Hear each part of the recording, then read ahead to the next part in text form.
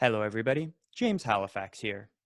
Today, we have an absolute treat for all of you. And that is because we are going to be interviewing the one, the only Rick Doblin, who is, of course, the founder and head of the Multidisciplinary Association for Psychedelic Studies, better known by its acronym MAPS. Rick, thank you so much for being on the podcast today. How are you doing? Very good. The one and the only. Thank you The for one that. and the only.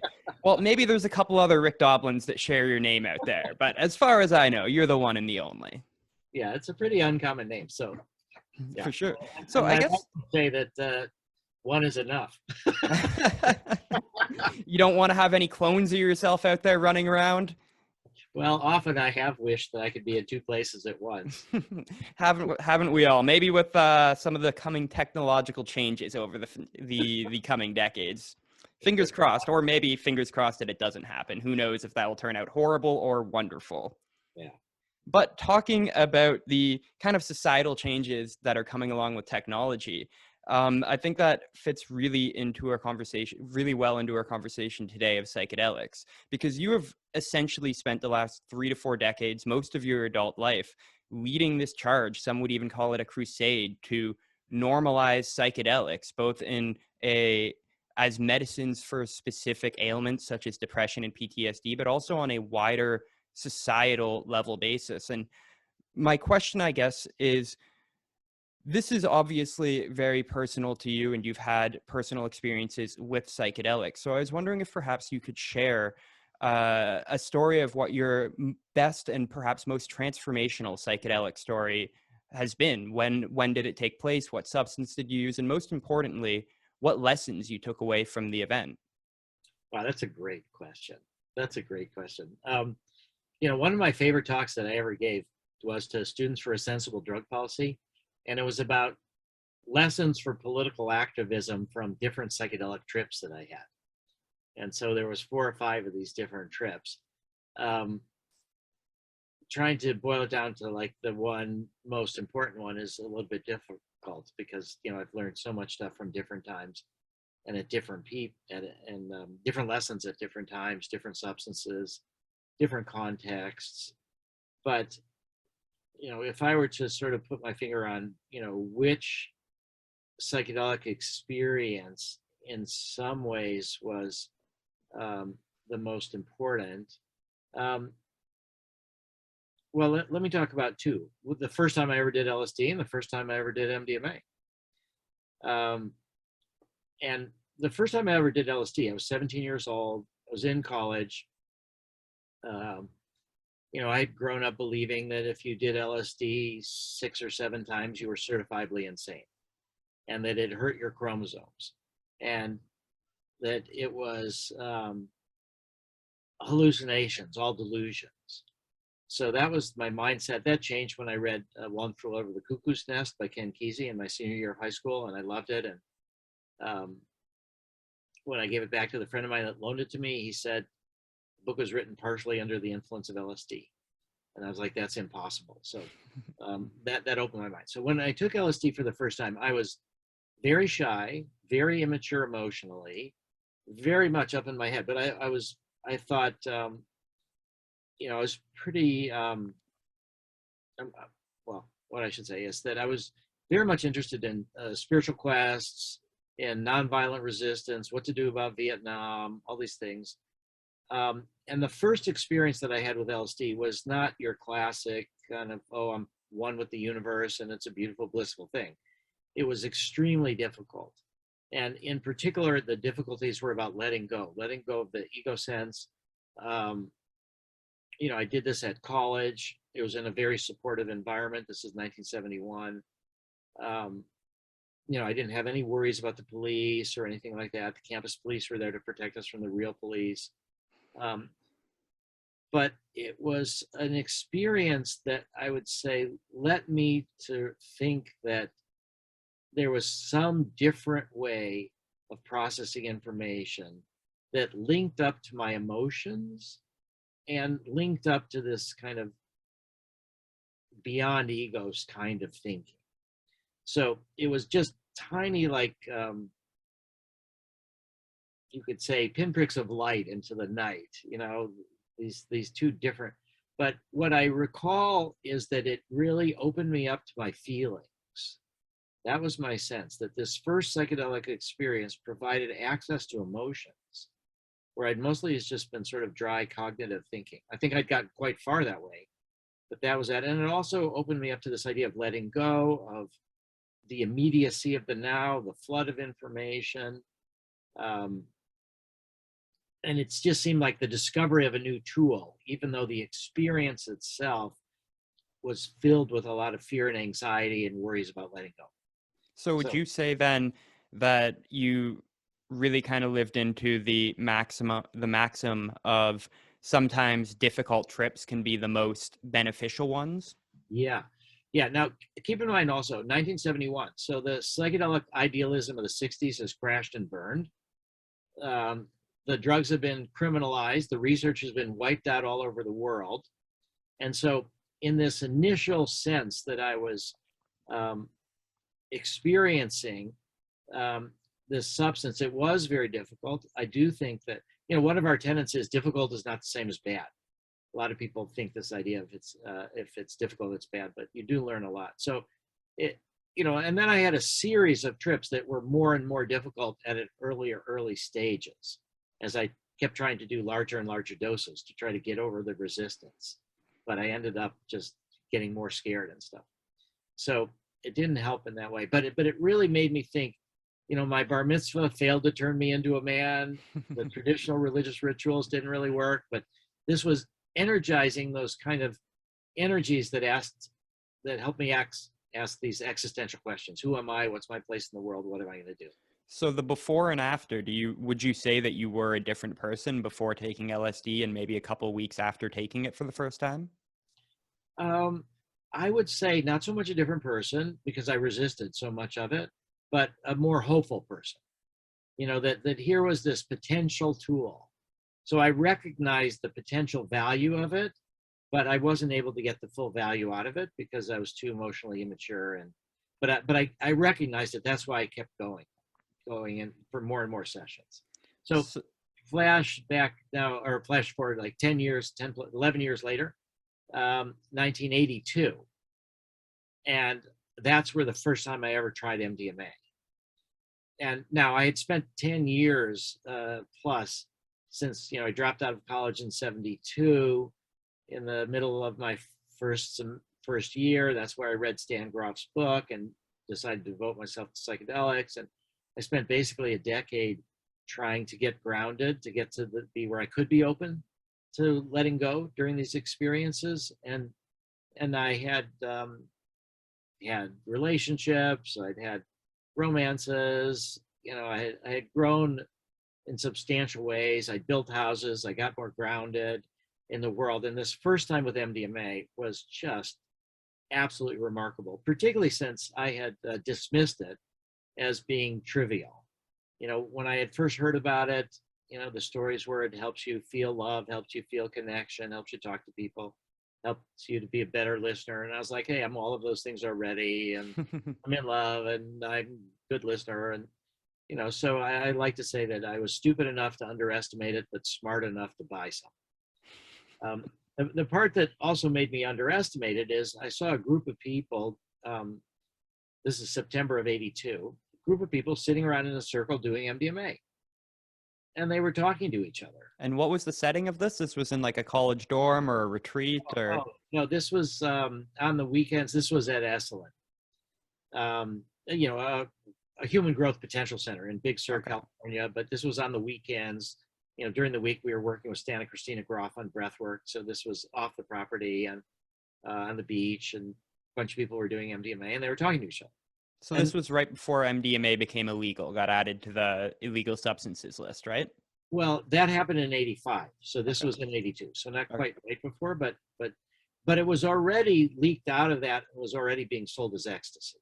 So it was both being sold as Atom, this underground therapy drug that was still legal but kept quiet, and it had broken through that and it was being sold in public settings as ecstasy. And I just thought, if you can talk, how profound can it be? Because you reach this place with psychedelics near the peaks and you're not verbal in that way, and you're not processing from the eye. It just from the I or the me. It just felt superficial. And the first time that I took it, I just was so amazed at how profound it was and how it was such a subtle shift from normal processing, but it was so much better. So just to give you an illustration, there was a woman that I sat for at Esalen on one of these weekends for LSD, and she, I was attracted to her, but I was already in a relationship. There was nothing sexual going on, but it's very intimate to sit for somebody for a psychedelic trip. And as a sense of gratitude, she gave me this gold necklace, and so I was wearing that.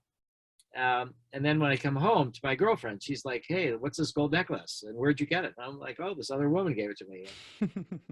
But under MDMA, we were able to talk about it in such a way that it was easy, and she got over jealousy. Didn't have to feel like I had to, I could just explain things. It was helpful, of course, that we had nothing sexual with this other woman, but it was still the ability to have difficult emotional conversations was enhanced in this traditional minefield of relationships of, jealousies and exclusivity and things like that.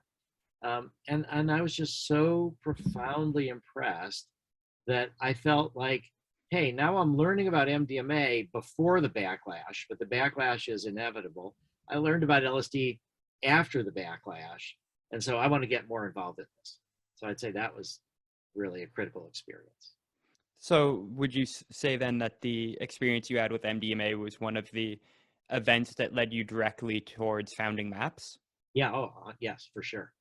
It's amazing. Yeah. We're going to get to the work that you're doing with MAPS in just a second. But seeing as we're in the time period of the early 80s, I wanted to ask you about one specific story. I was recently rereading Michael Pollan's book, This Is Your Mind on, I'm forgetting it, How to Change Your Mind, sorry. Yeah.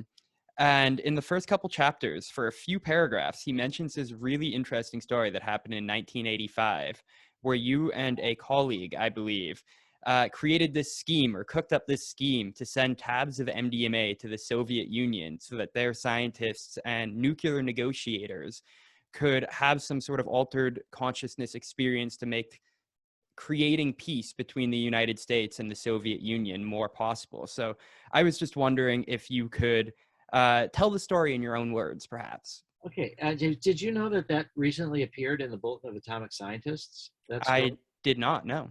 Okay, so I just sent you the link in the chat. So maybe when people come to this section of our discussion, they can link that. But yeah, the Bulletin of Atomic Scientists, a reporter for there, actually read that same thing in Michael Pollan's book and contacted me in December and said he wanted to know more about it. And so not the first to it. No, but it's terrific. So it's a really interesting story. I'm really glad you asked it. And so I contacted the woman that I worked with, Carol Rosen, to bring the MDMA to Russia. So the idea here was that there was what was going on was the citizen-to-citizen diplomacy. It was called, I think, Track 2.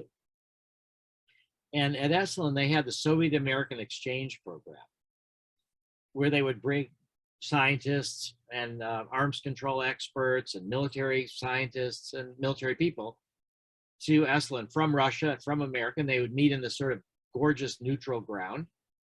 It was also at the same time that the Reagan-Gorbachev arms control meetings were starting to happen and these discussions. And what I had felt and what had gotten me into psychedelics in the first place was this political, more than therapeutic, although most of our work is therapeutic, but this political idea that if you end up realizing that we're all connected. The astronauts talk about it, the overlook effect. When you look at the Earth, it's one thing. You don't see the borders, you don't see the religions, you don't see all the ways that we're killing each other, or dividing ourselves. You see we're one thing, emerged on this one planet in this massive universe. So the theory, political theory, is if you feel that connection, you will then be more open to seeing people who are different than you as more same than different, and you won't need to kill them. You'll celebrate differences rather than be upset by them. So that was the theory. Now, I also knew how MDMA was really helpful in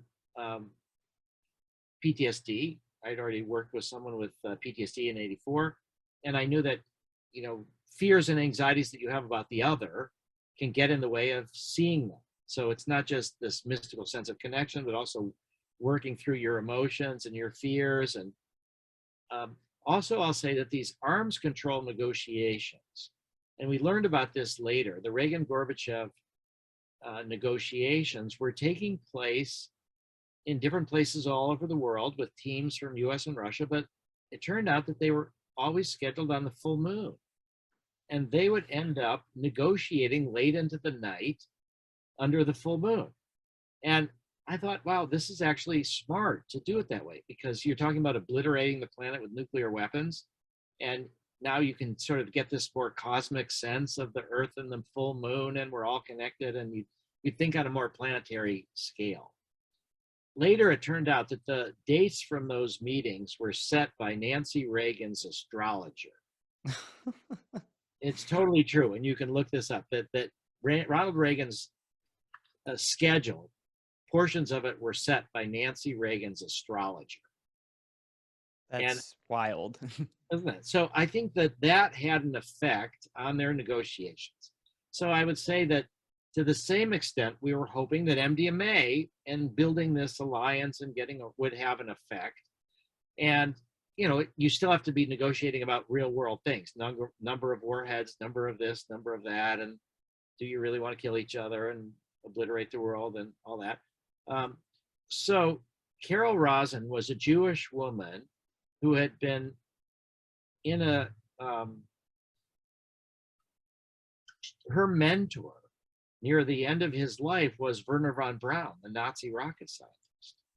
And after World War II, the US, CIA, and the OSS, we brought a lot of Nazi scientists back into the United States to help us with our space program.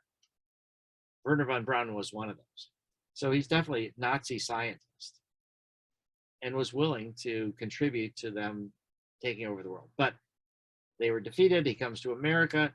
And so near the end of his life, he wanted to have a different kind of a legacy, which was about trying to keep outer space free of weaponry. And so he adopted Carol kind of as a mentee. He was her mentor, to speak for him at conferences and things about this idea of peace in outer space. And she started this group called the Institute for Security and Cooperation in Outer Space. And it was an attempt to work through the UN and others to get treaties so that nobody would bring weapons to space. Now, Carol was also connected up to these Esalen Soviet American exchange programs, and also was involved with psychedelics. And so I got to meet her, and we had some wonderful meetings. And so at some point we thought, she's meeting with a lot of these Russians. And she said, well, this MDMA is incredible. It can help relationships. Maybe we should try to send MDMA over to Russia. And I said, yeah, we should. So I said, here's 1,000 doses of MDMA for free, give it away. Let's bring it. And she arranged to get it to Russia, to among the people that she was working with on arms control and nuclear weaponry and these meetings. So did anybody that was actually partaking in these nuclear non-proliferation agreement meetings, were you successful in getting anybody to try MDMA? We got some pretty senior people, but once I realized, now this was right around the time that MDMA is becoming illegal too. All right, so what I realized is once we sent this off, it was too delicate to ask any kind of questions about who got it, what happened. So Carol and I recently reunited and talked a bunch in preparation for this Bulletin of Atomic Scientists article that maybe you can send out to people, that link. And so she thinks it went to some significant people that were involved in these negotiations. But as I said, once I sent it off, I felt better not to ask any questions. Fair enough. This is literally like, I don't know if you've seen the movie or not. I think it's called Ali G, where they get the world leaders to all take pot brownies to try to create world peace. It almost feels like that. that you were the inspiration for that scene in the comedy movie. It's just such a far out idea. And it's very interesting. It would be amazing to see some sort of like long-term follow-up with the people that took that and whether or not they think that it had any change in, or it helped change their outlook on the entire nuclear situation. But yes, I wish, James. I really do wish we could do that one day. Yeah. I mean, who knows? Maybe it was history changing and just nobody knows about it. So hopefully this will get some people to know about this really cool aspect of history.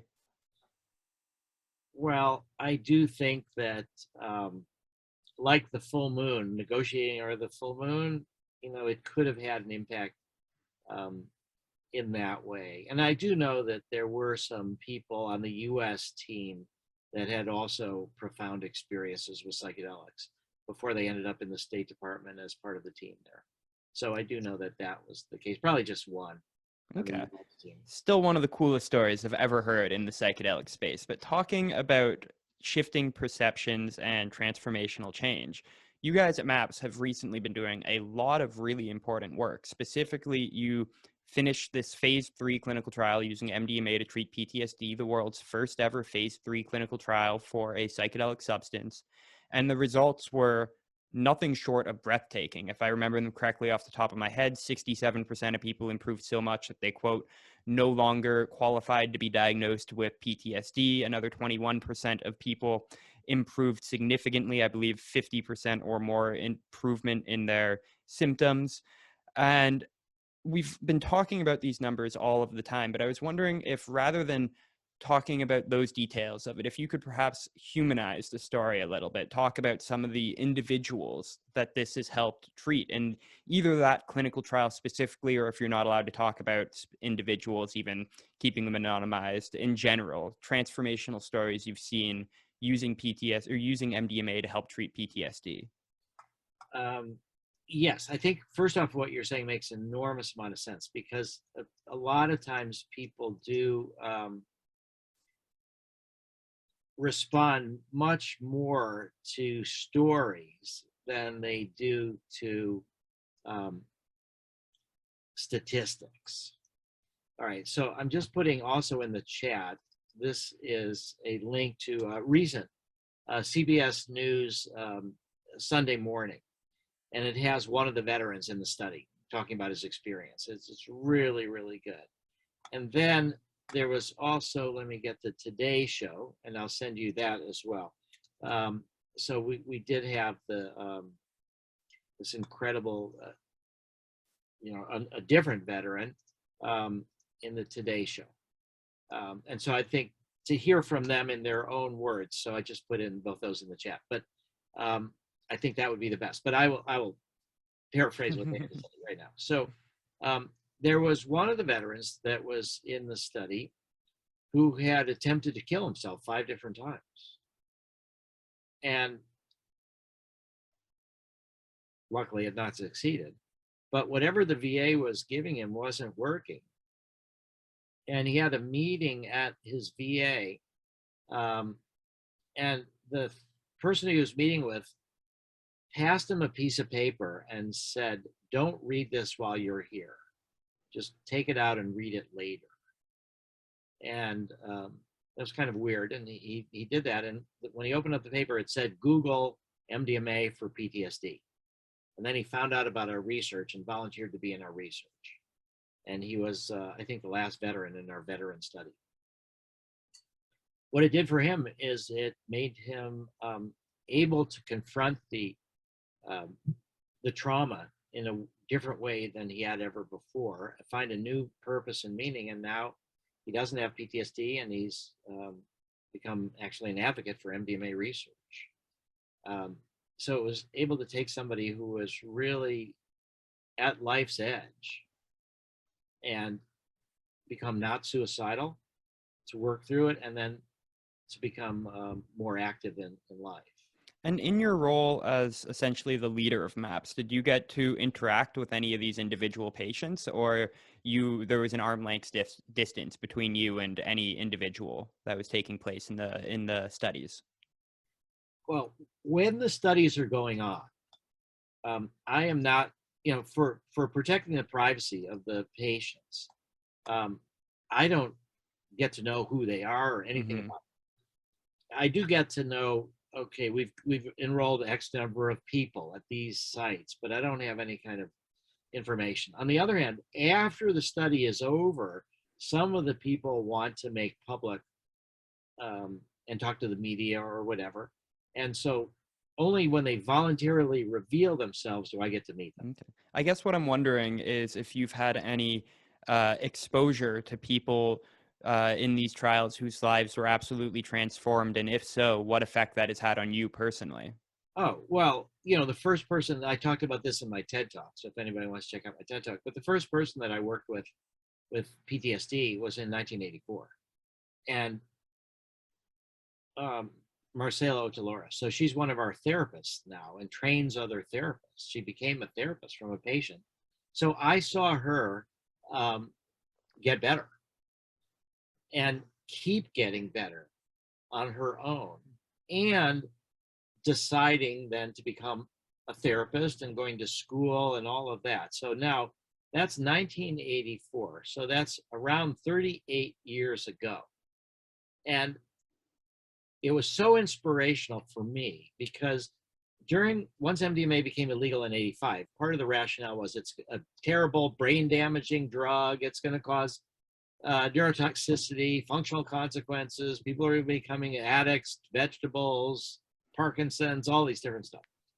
So watching her grow over the years during this period of time where MDMA was being increasingly demonized, it wasn't until 2000 that we could really start the effort to do MDMA PTSD research in the US. So that was 16 years after I knew firsthand how important of a tool it could be. And had heard from other people, stories from other people about how MDMA was great for veterans and others with PTSD. And so it was very inspirational for me personally to just say all of this propaganda that's coming out with tens and tens of millions of dollars from the National Institute on Drug Abuse, from Johns Hopkins, all this research that's exaggerating the risks of MDMA and pretending that they're observing things in the brain that nobody else can see. So it's like the hidden danger. Everything looks fine, but they could say, oh, we've got this evidence that it's really not good. And throughout that period where the research was suppressed, the drugs were criminalized, therapeutic use was criminalized, watching Marcella grow and start her new life was, I would say, one of the most important inspirational experiences in my entire history of MAPS. That is absolutely amazing. Oh, So we're talking about this story with your personal friend and how you watched this person develop after having PTSD and seemingly being helped with MDMA therapy. Flash forward a few decades and you're running the world's first ever phase 3 clinical trial. It has seemingly fantastic results with personal stories that would touch even the Grinch's heart. And I guess what I'm wondering now is what is the next step? So I know that you guys are currently working on another larger phase 3 clinical trial with 200 plus patients as opposed to 90 patients, I believe, if I have those figures correct. So I'm just wondering if you can talk to us a little bit about the significance of this current trial that you're working on. Maybe also give us some dates for when we expect it to be finished and get results. okay. First off, I'll just say it's in 100 people. It's in So, 100 people. Okay. so it'll be the first, we had what we negotiated with FDA during what's called the special protocol assessment process, which took us about 8 months, 2017. We did that, and we agreed that we would do 2 100-person Okay. phase 3 studies. So that's where the 200 number comes from. But the first one we ended early because of COVID. We'd enrolled 90. So that was, FDA let us go down to just 90, and the results were great. That's what we published in Nature Medicine in May 10th, 2021. Now we're doing the second phase 3 study. Now, just to say that the results of our first phase 3 study were so successful that they met all the criteria for being approved on the basis of one phase 3 study instead of 2. The statistical significance was 0.0001, 1 in 10,000 chance that the findings are random instead of doing to the MDMA therapy. the effect size was tremendous. It was large effect size, meaning it's a really strong effect, because you can have statistical significance for small things, but this was a large effect. The safety record was great. And we had one person try to kill herself twice, and another person was so severe suicidal ideation, checked herself into a hospital to avoid killing herself. Both of them were in the placebo group, not the MDMA group. We had none of that in the MDMA group. We had no site-to-site variability. The results were distributed equally across, more or less the same. The therapists at 15 different sites, 2 in Israel, 2 in Canada, 11 in the US. They all got better, all the different sites. So it's about the therapeutic method, but it means that we can scale. So all of these things came together, and we applied to the FDA to go forward with 1 phase 3 study instead of 2, and they rejected that. At the same, now shortly thereafter, they approved this Alzheimer's drug that people may have heard, that FDA approved a drug for Alzheimer's. It was approved on the basis of no phase 3 studies. Their studies failed, but they reevaluated the data post hoc and say, oh, there's this subgroup that seems to work, significant safety problems, and they approved it anyway. Super frustrating. The drug was going to be $56,000 a year. People on the FDA advisory committee recommended against approving it. Several people resigned. And it's a big scandal now at the FDA. Why did they approve that drug? The company has reduced the price to $28,500 from $56,000 because nobody's buying it. It's got significant side effects. It seems marginally effective, if at all. Any case, we have to do the second phase 3 study. And so we, as of the beginning of 2022, we've enrolled or accrued 73 out of 100 people in the second phase 3 study.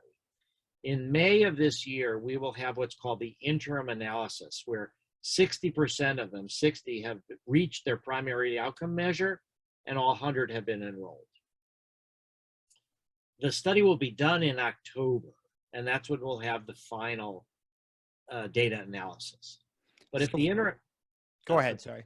Okay, the interim analysis is done for what they call sample size re-estimation. If your results aren't as good as you hope, but you need to add a few people to get statistical significance, you can do that. So it's designed to help you succeed. The marketplace will figure out, is it effective enough and cost effective enough to purchase it? So if the interim analysis looks good, there's a really good chance that the entire study will look good. But let's assume that by October, we finished the second phase 3 study and it looks good. That means that then we analyze the data further. We submit it all to the FDA. We think by the middle of 2023, we should have FDA approval in the third quarter sometime. And then in the fourth quarter, DEA, once FDA says, yes, this should be a medicine, you prove safety and efficacy. If it's a controlled substance, DEA has 90 days maximum to decide what schedule to put it in, to reschedule it. Then we have to reschedule in the states, and 25 or so do it automatically. The other 25, we've got to do different things. But we think in less than 2 years, we should have FDA approval for the prescription use of MDMA in Israel, Canada, and the United States, possibly also Australia and maybe England. Europe, we think, will be a year behind or so, the end of 2024. And from that, we think that we'll be able to globalize and get approval in most of the rest of the world. The notable exceptions are Japan, where you have to do a large phase 3 study in Japan. They say their genetics is, because they're an island nation, that you have to do a large phase 3 study there, and which we will try to do at some point. Also Russia and China. Russia's completely closed to this. China, we've been to China a couple different times, some of us, to try to bring MDMA to China, and I think there is interest. They don't have the whole ecstasy psychedelic revolution process in their background, so these are more just substances rather than symbols of prior cultural rebellion or counterculture or drug war. So that's our schedule, though. Our big hope is that by the end of 2023, we will have full approval in certain states and in certain countries for prescription use of MDMA assisted therapy for PTSD. The other thing that we hope for also is insurance coverage. So we're working on that a lot, and also training therapists. So we want to train 25,000 therapists in this decade.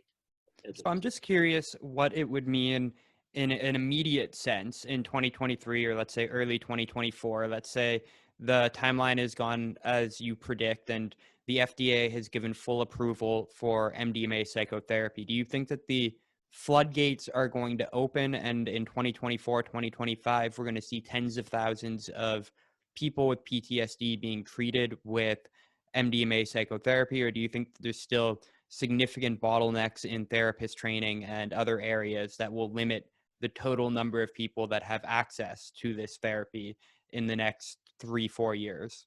Well, I think that there's going to be these significant bottlenecks that you talk about, because just to give you an example, there's around 8 or 9 million people with PTSD in the United States alone. The Veteran Administration, there's 1 million veterans on disability for PTSD. So we're not going to be able to reach all of them because it's MDMA assisted therapy. It's not just give a pill. And so there will be a rate limiting effect of how many therapists we can train. We just have submitted a protocol to the FDA for group therapy. So that's something that we look forward to doing. That's a way to help scale it. I don't know if it'll be as effective, but maybe in some ways we can predict it'll be less expensive. Actually, going on a little bit of a tangent here, since you brought up the idea of group therapy, do you think that there's anything in the idea of taking, for personal healing, I'm still talking about, but taking psychedelics in non-traditional settings, such as some sort of retreat or having some sort of shaman be and sharing that experience with, say, a dozen other people? Well, I thought you were going to go to a different place there with that question. About raves and group celebrations and concerts and that too. I mean, well, I think that those can be very healing. I think there's a problem in a sense that if people approach this casually and they want to take a drug and have a good experience, it gets back to what we said before about how you can learn more from difficult experiences sometimes than easy ones. If people take these drugs just for fun and difficult stuff comes up, and they aren't prepared to deal with it, and they try to push it down, they could end up worse off for months or years afterwards. But if they do this in these settings that are non-medical, currently you could end up buying adulterated drugs. And you don't know what you're doing. Scary stuff. Very scary stuff. The war on drugs just makes things worse for everybody. It's not really about drug abuse, reducing drug abuse. It's about political purposes and suppressing minorities. It's never been about drug abuse. But I do think that under good conditions, with pure drugs, with harm reduction, meaning people at events to help people if they have difficult experiences to work through it, which we do at Burning Man and other events, that there would be this preponderance of beneficial experiences in these other settings. So I do think that non-traditional settings like ayahuasca circles or peyote ceremonies, or groups that gather together for psychedelic experiences, that makes a lot of sense. It's a proven approach for thousands of years. So pulling on this thread a little bit, something that I was reading about in preparation for this interview was how MAPS is working on, maybe you've already launched it, I'm not sure, but you're working on a psychonaut certification program. And when I was reading about this, it just seemed like the coolest idea that I haven't really seen anybody else working on. So I was wondering if you could tell us a little bit about what this program is, if it's already launched, or when it will see it launch, and who can apply. Who can apply, to be a therapist? We have a 2-person team. And where we have it right now is that the first person has to be licensed to do therapy. But that can include a psychiatric nurse practitioner, or a clinical social worker, or a marriage and family therapist, or a clinical psych PhD, or a psychiatrist, or so the first person has to be licensed to do therapy. The second person currently does not have to have a license to be a therapist. The FDA is requiring them to have a bachelor's degree. We don't think that makes sense. And is requiring them to have 1,000 hours behavioral health experience or be in a program to get a license. So as far as who can apply to be training, who can apply, there's a wide range. We particularly want chaplains, spiritual counselors. We want to keep the two-person model, but to do that, we're going to have to reduce the cost of it. And that means having one person that's the primary person licensed, the second person being like an apprentice, learning about it. So that's where we hope we'll get to. And so we'll want to train initially people. Right now, we're trying to train people that do research or people that are willing to get trained ahead of time before it's approved as a medicine in the hopes that it will be approved as a medicine. So I think really over the next couple of years, we'll be further negotiating with FDA. For a while, FDA wanted to make it that the lead person need to be an MD or a PhD. And that made no sense whatsoever. It just looked good for the FDA. Oh, they're being rigorous, MD, PhD. So we spent over $250,000 on lawyers for a formal dispute resolution with FDA, and we managed to knock that out. Okay, well, that's good. So it is still specific for people that want to be involved in the therapy process, so this Psychonaut certification program. Well, the Psychonaut, I'm sorry, I got confused. So what I was describing is the training for therapists. Right. Okay, but the Psychonaut training is a different thing. Okay, I'm interested in the Psychonaut training because this is something that's unique that I haven't really seen other organizations do.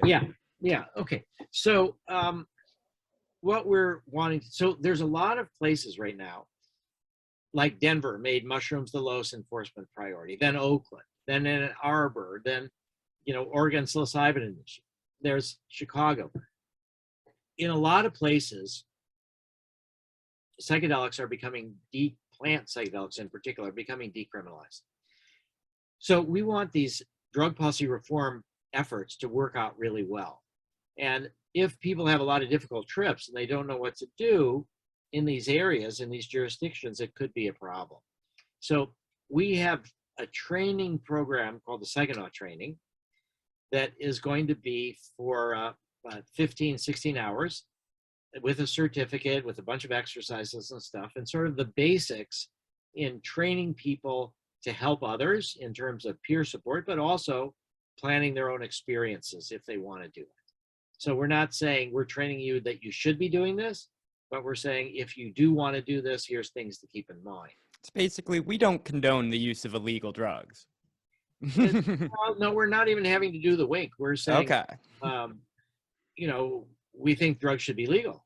Okay. We think that the drug war is totally misguided and counterproductive, but we don't believe that anybody should tell anybody else to do stuff like that. It should be a personal choice. So that's the difference. We're saying, we're not saying, yeah, everybody should do this. It's basic education for if you choose to do it, then this is how to best prepare yourself. Yeah, and if your friends do it and you see they have a difficult trip, here's how you step in and try to help them. One of the biggest things, talk through, not talk down. You don't try to say, oh, the world is filled with butterflies and unicorns and flowers, and, don't worry, it'll all get better, and it's going to be over soon. And, instead you say, what's bothering you? Mm-hmm. Talk through, let's express it. And if it's fear, let it go, let it out. So it's very much that kind of a situation. So, sorry. Yeah, last question for you here. I was recently reading, I believe it was your GQ interview, and you had a really cool line in there that was saying that in the future, by maybe 2035, so a decade and a bit ahead of us, you could envision us having essentially a driver's license for the allowing us to take drugs. Could you just expand on that a little bit? Because I found the concept as a whole very unique and interesting. Yeah. So, well, to start with the time frame. So, as I said, 2035. That's right. I think in 2023, end of 2023, starting in 24, we'll have legal use. I think psilocybin of therapeutic use of MDMA by prescription. Psilocybin will come in a year or two after that. or so, and we'll have a decade of building out these psychedelic clinics. And eventually we'll have thousands and thousands of psychedelic clinics in the United States and tens of thousands of therapists working there. And then I think that'll change enough people's attitudes through personal stories of healing that people will hear, that we'll move to a new system in 2035 of legal access. Now, how would that be structured? How should that be regulated? Let's start by saying that I think alcohol is regulated too lightly, so that there's an age limit for getting alcohol. But if you're a drunk driver, for example, or you get in a bunch of fights in the bars after you're drunk, you get pulled over by the police in your car, or you get arrested or something, you get charged for what you're doing, but you can still go buy alcohol. And there's a lot of times where drunk drivers, who lost their driver's license, still go buy alcohol, get in their car without a license, and kill people. So the idea of a license to do drugs is this added layer that the license is not hard to get. It's meant to be pretty easy to get, but that if you misbehave under the influence of the drug, then you get punished for your misbehavior, but your license can be withdrawn. And now, because we live in a world of very rapid evaluations of your credit card balance, or your ATM card, your debit card, that we buy stuff more and more online. And there's a few seconds is all it takes to determine if you've got the money in your account. So I think that drugs should be like this, that you have a license to do the drug. If you misbehave, you get punished for that. And then you also could lose your license for a while. Now, I think for religious use of psychedelics, you shouldn't need a license. You could just go to a community that's doing this for religious purposes, and you just, you don't need a license to do it as a patient, for a patient, you just go to the doctors who are licensed and everything's controlled and stuff. But if you want to use it for non-medical, non-religious purposes, you should have access to do that. And I like this idea of this license that you have. And then eventually, I think these psychedelic clinics become the site of initiation, where you have an experience under supervision for free, paid for by all the tax money from all the people that are buying it. And then you get a license to do it. You know what you're getting into. And so that's the basic idea. Now, people will say, oh, that's really cumbersome, and that's pretty conservative, and that's more than just the way marijuana is going legal without licenses. And we don't have licenses to do drugs. We do have licenses to fly an airplane, to go scuba diving, to go drive in a car. But I just want to give credit where credit is due. And that goes back to Timothy Leary. He was the one that first talked about the license idea. So that's the idea. It seems like a lot of ideas in the psychedelic space, one way or another, end up back at Timothy Leary. Seems like a little bit of a godfather of the philosophies in this space. He went wrong in a lot of different ways, I would say. For sure. But he was very much individual freedom, the individual against the group. So we have a lot to be thankful for the way Timothy Leary acted. And without him, I don't know if I ever would have done psychedelics. Maybe we'd be stuck in research. Thank you to Timothy Leary, because if you didn't do what you did, then Rick Doblin wouldn't have done what he did, and then we might still be in the dark ages of psychedelics. That's right. On that note there, is there anything else that you'd like to mention to any viewers or listeners of this? Maybe. Yeah, that we're trying to build up the team psychedelics, and we're trying to have monthly donors to MAPS, or even single one-time donors to MAPS. So I just would encourage people to help strengthen our base. So if I'm somebody that's listening to this and I'm interested in donating to MAPS, where do I go? MAPS.org. MAPS.org. Simple, easy peasy. Alrighty. And I guess they can also find you on all the social media handles. You got your Twitter, you got your Instagram, all that jazz. Yeah. Perfect. Well, Rick, thank you so much for doing this. This was an absolutely fantastic conversation. And I really would implore anybody listening that can I know times are tough right now, but if you can donate to MAPS, they're a fantastic organization. Definitely check out MAPS.org. They are really leading the push to liberalize and normalize psychedelics, and have been doing so since the darkest days of Prohibition. So again, I just really would like to thank you for being on this program, Rick, and everybody go check out MAPS.org. Great. It's been a pleasure to be with you today. Thank you so much.